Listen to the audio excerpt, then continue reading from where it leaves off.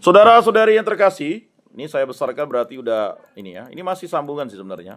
Tapi bertahannya Katolik di wilayah tertentu. Meskipun menghadapi tekanan dari POC dan larangan terhadap misi Katolik, iman Katolik tetap bertahan di beberapa wilayah Nusantara. Keberlanjutan Katolik di daerah-daerah ini terjadi karena berbagai faktor seperti dukungan komunitas lokal. Seperti di Flores Timor ya, itu kuat komunitas lokalnya. Warisan misionaris Portugis dan peran awam dalam mempertahankan iman. Wilayah-wilayah Katolik yang bertahan nih, yang pertama Flores dan Larantuka. Nah ini tidak bisa tergoyahkan. Luar biasa ya, pusat Katolik di Indonesia Timur. Ketika POC merebut Pulau Solor pada 1613, banyak umat Katolik melarikan diri ke Flores, terutama ke Larantuka. Jadi melarikan diri. Ya daripada ya tinggal lalu dibunuh atau di penjara. Kemudian Larantuka menjadi pusat Katolik yang kuat karena masih memiliki hubungan dengan Portugis di Timor. Tradisi keagamaan tetap dijaga oleh komunitas lokal. Perayaan Semana Santa, pernah lihat kan? Cek di YouTube ya. Apa tuh Semana Santa? Pekan Suci Larantuka. Nanti ada Semana Santa tuh. Itu udah jadi wisata rohani tiap tahun. Ya. Berkembang sebagai ekspresi iman Katolik yang unik. Ingat ya, ekspresi. Orang harus membedakan antara tradisi dan ekspresi. Jadi kalau kalian pergi ke gereja pakai baju Dayak misalnya. Ya kan? Kok kamu pakai baju Dayak ya? Kan enggak ada yang nari. Lah, ekspresi saya terhadap cinta saya kepada Tuhan Allah yang menggunakan baju Dayak. Lalu kalian pergi ke gereja pakai bikini. Itu bukan ekspresi. Hah? Kok pamer? Pakai bikini ke gereja? Hah? Ya enggak berestetika. Apakah dia enggak beretika? Dia beretika. Dia hari Minggu ke gereja kok. Tapi dia tak berestetika. Salah menempatkan posisi dan ruang. Paham enggak? Hah? Kalian paham enggak? Kalau estetika itu memang dia bagian dari ini ya. Etika dan estetika itu kan ada dua konsep yang berbeda. Kalau hari ini saya datang pakai kolor, saya tidak punya estetika. Tapi saya mengucapkan salam. Lalu kalian jawab salam, ngapa nih bapak nih pakai kolor? Kan ada nanti asumsi-asumsi yang kalian buat. Wah ini bapak ini dah gila kali ya. Itu kan pendapat kalian. Tapi mengapa kalian permisif saja dengan Superman yang kolornya di luar? Superman kan kolornya di luar. Hah? Batman kolornya di luar. Wonder Woman itu adalah orang yang paling kita tahu warna kolornya. Kalian anggap biasa-biasa aja kan? Hah? Nggak, saya nanya. Kok biasa aja? Itu punya estetika. Itu etika atau estetika? Estetika lah. Lah etika apa yang dilanggar? Sekarang kamu pakai pakai celana, habis itu kamu pakai kolor di luar. Jelek, kan estetika. Paham enggak? Jadi kalau pintu ini, mohon maaf misalnya, ini pintu sama dengan jendela, ya. Jendela ini sekarang jendela ini jadi pintu, kalian lewat dari jendela ini. Itu etika atau estetika? Hah? Ya etika. Etika itu adalah sesuai dengan jalurnya, sedangkan estetika itu adalah lebih kepada individunya gitu. Paham ya? Oh ini enggak estetika nih, misalnya mohon maaf nih, ya. Apa ya kalau di gereja Katolik tak punya estetika tuh? Karena di gereja Katolik itu sangat universal ya. Pemakaian mantila. Mantila itu kan sebenarnya tidak diwajibkan lagi, tetapi kalian pakai mantila kan. Tiba-tiba ada orang nyorot, ini ajaran Katolik kapan? Orang nanya kan. Kalau orang yang tidak tahu dia anggap itu ajaran baru. Padahal itu dari dulu sudah dilakukan oleh perempuan Katolik ketika datang misa. Ya kan? Nah, itulah yang disebut ekspresi sekarang. Jadi ekspresi iman itu tidak menjadi kewajiban. Paham ya? Saya pakai kalung salib, pakai rosario kemana-mana. Tapi rosario hanya saya pakai. Ya kan? Padahal rosario itu bukan bagian dari passional, tapi bagian dari alat untuk sakramentali. Pakailah rosario. Kenapa? Kan ada kan biasa pakai rosario, pakai kalung itu kan. Nah, itu ekspresi iman namanya. Ekspresi iman itu mengungkapkan dirinya adalah seorang beriman dengan cara barang atau simbolik begitu.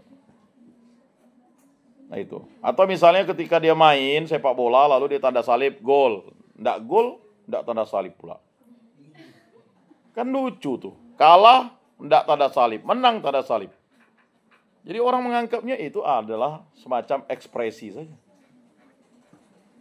Nah, ekspresi ini sesuatu yang ya udah dijelaskan ya, bukan penyembahan.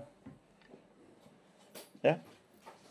Oh, lihatlah orang Katolik tuh, okultisme, nyembah-nyembah tuh, lihat patung diarak-arak. Itu bagi orang yang tidak tahu. Hah? Kemarin kan diperdebatkan misalnya, mohon maaf, naga masuk sampai ke dalam gereja katedral. Heboh.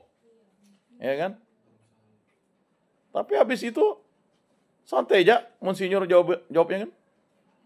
Karena bagian dari ekspresi iman.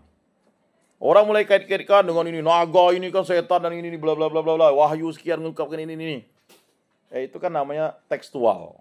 Memahami ilmu itu dengan tekstual kan. Jadi ada yang disebut dengan ekspresi iman. Ekspresi iman itu tidak bertentangan dengan iman, tetapi bisa menyebabkan kita, orang yang tidak tahu tentang iman, kita itu menjadi sok tahu iman kita. Lihatlah orang Katolik itu nyembah Maria. Lihatlah orang Katolik itu dirikan patung-patung. Lihatlah orang Katolik itu bawa ini, bawa itu. Dah kita. Padahal itu ekspresi iman kita. Mulailah kalian terpengaruh. Ya kalian apa tadi? Kalian memang sudah galau, kacau, risau.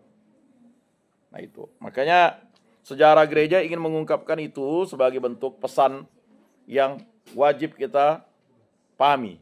Kemudian komunitas awam mengambil peran besar dalam melestarikan iman Katolik, bahkan tanpa kehadiran iman untuk waktu yang lama. Kita tahu di gereja Katolik Kalimantan Barat, ya dulu belum Kalimantan Barat, Singkawang namanya, itu cukup lama tuh tidak ada pastor datang. Pastor tuh datang tuh 3 bulan sekali. Iya kalau datang.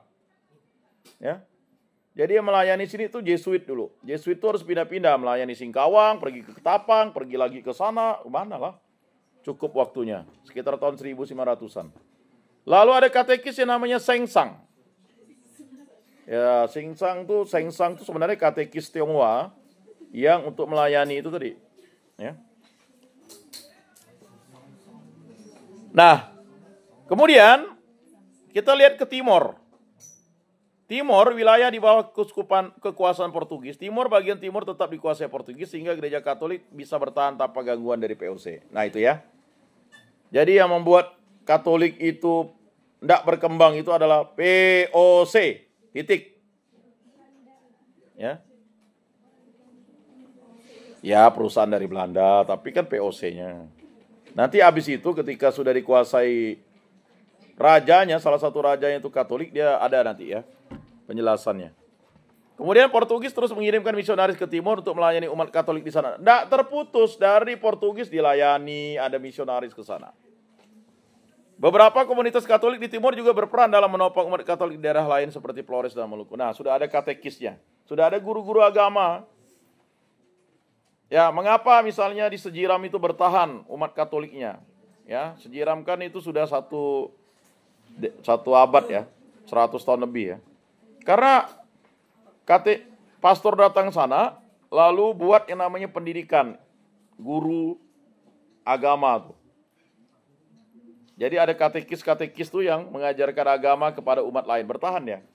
Nanti beberapa bulan lagi pastor baru datang. Nah, udah dipersiapkan. Yang mau menikah, yang mau baptis, ya. Beda yang mau krisma. Kalau krisma itu harus ada uskup. Yang jelas yang mau baptis, yang mau terima sakramen tobat, satu rangkaian lah di situ. Nah itu, maka nanti kalian itu harus juga ada reksa pastoral di umat. Nah itu. Kemudian Portugis terus mengirim misionaris ke timur, lalu beberapa komunitas Katolik di timur juga berperan dalam menopang umat Katolik di daerah lain seperti Flores dan Maluku. Lalu ada Sumba dan Sabu. Nah, tahu Sabu ya? Bukan sabu-sabu, ini pulau. Bertahan dalam kelompok kecil. Katolik berkembang di Sumba dan Pulau Sabu, meskipun dalam komunitas kecil. Kalau Pulau Sabu tuh orangnya rambutnya rambutnya rata-rata lurus gitu ya, dan sebagainya. Sebagian besar wilayah ini tetap mempertahankan kepercayaan lokal, tetapi beberapa kelompok tetap memegang ajaran Katolik yang telah diajarkan oleh misionaris Portugis. Terakhir, Maluku. Katolik bertahan secara sembunyi-sembunyi. Setelah POC menguasai Ambon dan Ternate, umat Katolik dilarang beribadah secara terbuka. Namun beberapa komunitas tetap melaksanakan ibadah secara sembunyi-sembunyi. Hubungan dengan Portugis di Timor dan Makau tetap terjalin, memungkinkan masuknya misionaris Katolik secara rahasia. Jadi itulah ya betapa sulitnya menjadi orang Katolik pada zaman itu. Sekarang menjadi orang Katolik udah sangat mudah. Kalian jangan sampai tidak mengenal sejarah. Demikianlah pertemuan kita. Kita akan berjumpa pada pertemuan keempat. Semoga bermanfaat dan bermanfaat. Mari kita tutup dalam doa. Dalam nama Bapa dan Putra dan Roh Kudus. Amin. Kemuliaan kepada Bapa dan Putra dan Roh Kudus, seperti pada permulaan, sekarang, selalu, dan sepanjang segala abad. Amin. Dalam nama Bapa dan Putra dan Roh Kudus. Amin. Salam, salam kasih, damai, dan sejahtera. Tuhan memberkati, menyertai, dan melindungi. Salve.